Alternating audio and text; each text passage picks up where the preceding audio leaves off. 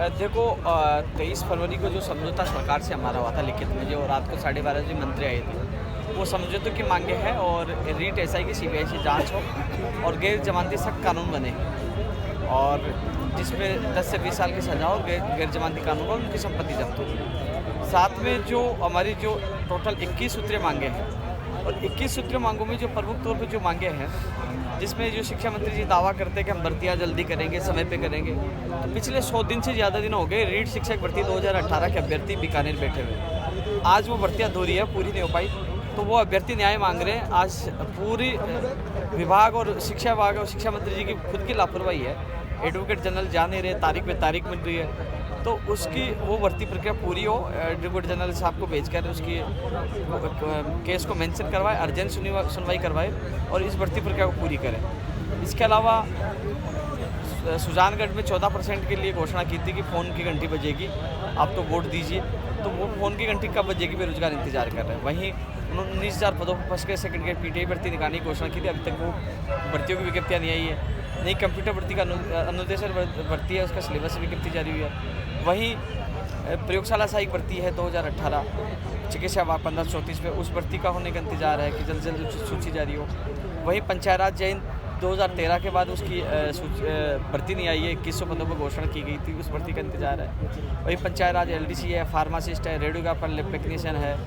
2012 शिक्षक भर्ती का भी मामला है अधिकंक वाला, वो भी सुप्रीम कोर्ट में सरकार जल्द से जल्द छात्रवृत्ति का फैसला करवाए।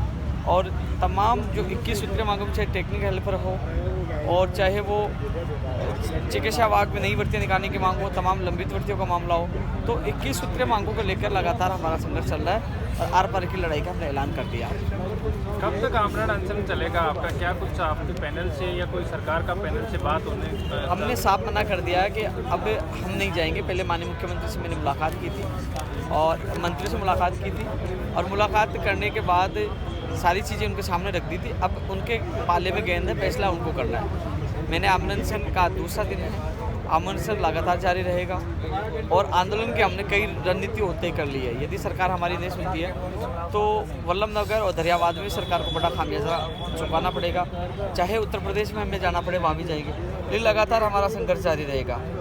पंचायत राज एलडीसी भर्ती का मामला है, फार्मासिस्ट भर्ती का भी मामला अटका पड़ा है और तमाम कई और विभागों के मामले हैं, उनको लेकर मांग पत्र में शामिल है।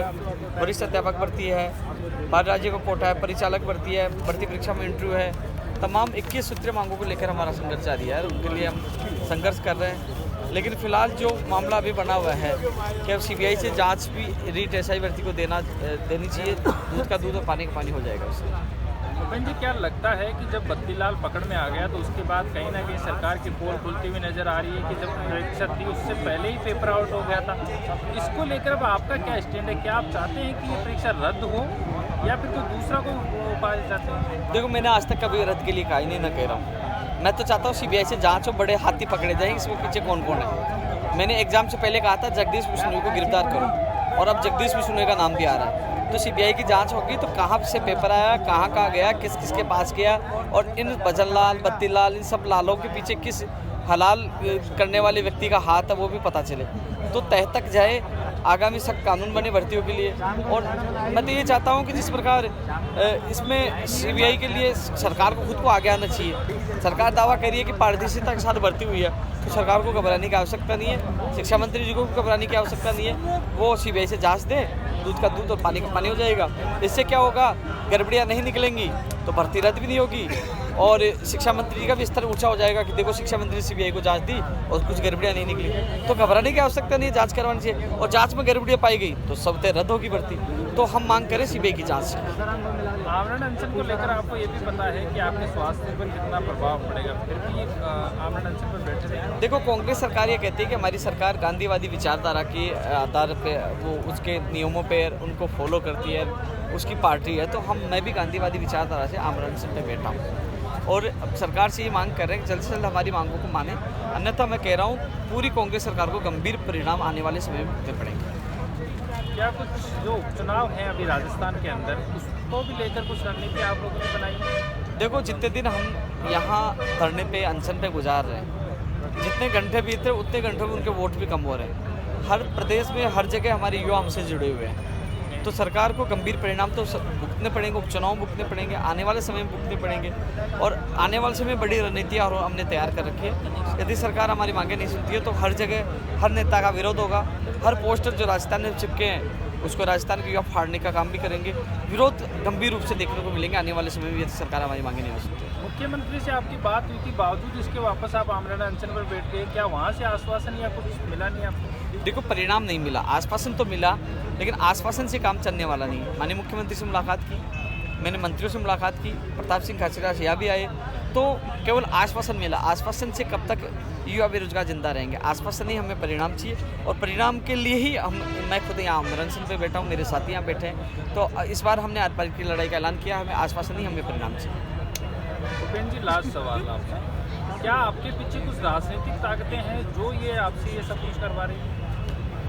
मैं एक चीज़ बता दूं, मेरे पीछे मेरे प्रदेश का युवा है। जब मैं कांग्रेस के खिलाफ आंदोलन कर रहा था 2013 में, तो लोग कहते बीजेपी का, बीजेपी खिलाफ कर रहे थे कांग्रेस का। अब कांग्रेस परिस्थिति ऐसी बनती है, राजनीतिक ताकत होती तो मुझे अनशन की आवश्यकता नहीं पड़ती, काम वैसे ही हो जाता। मैं किसान का बेटा हूँ, युवाओं के लिए हमेशा लड़ता आया हूँ, लेकिन ये ज़रूर है कि राजनीतिक ताकतों को इतना खतरा हो चुका है कि आने वाले समय में इनका समीकरण बिगाड़ने में बड़ी भूमिका मैं निभा सकता हूँ, क्योंकि युवाओं का पूरा साथ है। आपने देखा होगा, जब मुझे गिरफ्तार किया तो मात्र 3 घंटे में 4 लाख ट्वीट होकर पूरे देश में वो ट्रेंड में रहा। तो उनको पता है ना, कहीं ना कहीं प्रत्यक्ष अप्रत्यक्ष रूप से राजस्थान के लाखों लोग मुझसे जुड़े हुए हैं। और इसमें आपकी भी बड़ी भूमिका है कि जैसे आप लोग जैसे लाइव कर रहे हो, वीडियो दिखा रहे हो, तो युवा बेरोजगार के साथ साथ उनके अभिभावक तक मेरा वीडियो जाता है, सब लोग देखते हैं, तो सबकी भावनाएं मुझसे जुड़ी हुई है। तो सब राजनेताओं को, राजनीतिक पार्टियों को, आकाओं को डर ये लगने लगा है कि आने वाले समय में कहीं इनके लिए खतरा मैं पैदा न कर दूं और इनकी कुर्सी न हिल जाए। तो अब राजनीतिक साजिशें मेरे खिलाफ ही रची जा रही है, क्योंकि आपने देखा होगा थोड़े दिन पहले जिस सरकार के खिलाफ मैं मोर्चा खोल रखा हूँ, जिस सरकार के खिलाफ मैं बैठा हूँ, थोड़े दिन पहले आरोप ये भी लग गया तो मैं तो सरकार का आदमी हूँ, और आज मैं खुली चुनौती दे के सरकार के खिलाफ बैठा हूँ। वो लोग कहाँ चले गए अब मैं सरकार के खिलाफ बोल रहा हूँ? तो जैसे जैसे थोड़े दिन बाद तो ये कह देंगे तो बीजेपी का है, आरएलपी का है। वो लोग वही हैं जिनकी अस्तित्व खतरे में, क्योंकि उनके पास कुछ नहीं है, कि युवाओं के नाम पे कुछ समय के लिए वो राजनीति करते हैं, लेकिन युवा भी अच्छी तरह समझ चुके हैं कि संकट में उनके साथ केवल उपेन्द्र यादव के अलावा कोई नहीं रहता। पिछले 9 साल से लगातार मैं संघर्ष कर रहा हूँ। मैंने पहले भी आपके चैनल पे मैंने इंटरव्यू में कहा था कि जब जब मेरा बेरोजगार संकट में आता तो मैं उनके साथ नजर आता हूँ। इसके अलावा सारे राजनेता गायब हो जाते हैं, एक समय के लिए आते हैं, पॉपुलरिटी पाते हैं और गायब हो जाते हैं। लेकिन जब बेरोजगार संकट में होता है कोई नहीं आता। मैं 2 दिन संसद में बैठा हूँ, किसी राजनेता ने बयान दिया? कोई राजनेता समर्थन में पोस्ट डाली या वीडियो डाला? कोई भी नहीं डाला। कोई राजनेता या समर्थन देने के लिए आया? कोई भी नहीं आया। तो केवल वो अपनी राजनीति चमकाना चाहते हैं। युवाओं के हित में यदि वो हितैषी हैं तो बैठ जाए धरने पे। मैं ये नहीं कह रहा मेरे साथ बैठे, अलग बैठ जाए, लेकिन समर्थन में बैठिए और कहे कि हम युवा हितैषी है। ढोंग करना, दिखावा करना अलग बात है, और धरातल पर साथ देना वो अलग बात है। तो इन सब चीज़ों को युवा अब जानने लगे, जिसके गंभीर परिणाम सबको भुगतने पड़ेंगे। आने वाले समय में युवाओं को पता है कौन हितैषी है और कौन हमारे साथ धोखा कर रहा है, ये सबको उनको पता लग गया। तो उसी प्रकार 2023 में युवा उसी का साथ देंगे जो युवा हितैषी होगा। किरोड़ीलाल मीणा के बाद में आज हनुमान बेनीवाल ने फिर से आवाज़ उठाई है कि लीड की गड़बड़ियों को लेकर जांच होनी चाहिए, क्या कहना है उसके ऊपर? अच्छी बात है, कोई भी राजनेता यदि युवाओं की आवाज़ उठा रहे हैं। हमारी जो मांग चल रही है, सीबीआई की मांग, मैं अनशन पे बैठा हूँ मांग करके लेकर। लंबित भर्तियाँ हैं, नई भर्तियाँ हैं, जो टोटल 21 सूत्रीय मांगों के लिए मैं आमरण अनशन कर रहा हूँ। यदि कोई राजनेता हमारी आवाज़ उठा रहा है तो हमारी मांगों को मजबूती मिल रही है। इसलिए जो भी कोई राजनेता आवाज़ उठाएगा उसको धन्यवाद है हमारी बेरोजगारी की तरफ से, बहुत बहुत धन्यवाद। आखिरी एक और सवाल आपसे, क्या आप 2023 विधानसभा चुनाव के लिए यहाँ से पृष्ठभूमि तैयार कर रहे हैं? ये सवाल तो लोग 2013 में पूछ रहे थे कि 2018 में पृष्ठभूमि तैयार होगी, लेकिन ये ज़रूर पृष्ठभूमि में तैयार कर रहा हूँ। जो युवाओं के विरोध में रहेगा, युवाओं के नहीं सुनेगा, उनके समीकरण जरूर 2023 में बिगाड़ने का काम हम करेंगे। आज जो एमएलए बन के, आज जो मंत्री बन के यदि युवाओं के नहीं सुनते, आज उनके पास रोजगार है, उनको बेरोजगार करने का काम हम करेंगे, राजस्थान के युवा करेंगे। ये बड़ी चुनौती और चेतावनी है, अभी भी वो संभल जाएं, युवाओं की सुन लें, अन्यथा आने वाले 2023 में बड़े गंभीर परिणाम उनको भुगतने पड़ेंगे और युवा अपनी ताकत दिखाएंगे। उपेन्द्र यादव राजनीतिक पार्टियों के समीकरण बिगाड़ने का काम करेंगे, लेकिन खुद चुनाव में नहीं उतरेंगे, आपका ये कहना है? यदि सरकारें, राजनीतिक पार्टियाँ नहीं सुनती हैं तो मैं तो 200 विधानसभा सीटों पर युवाओं को उतारने की सोच रहा हूँ, क्योंकि वैसे तो धरना प्रदर्शन करते रहेंगे, ये सुनेंगे नहीं, रोजगार नहीं देंगे।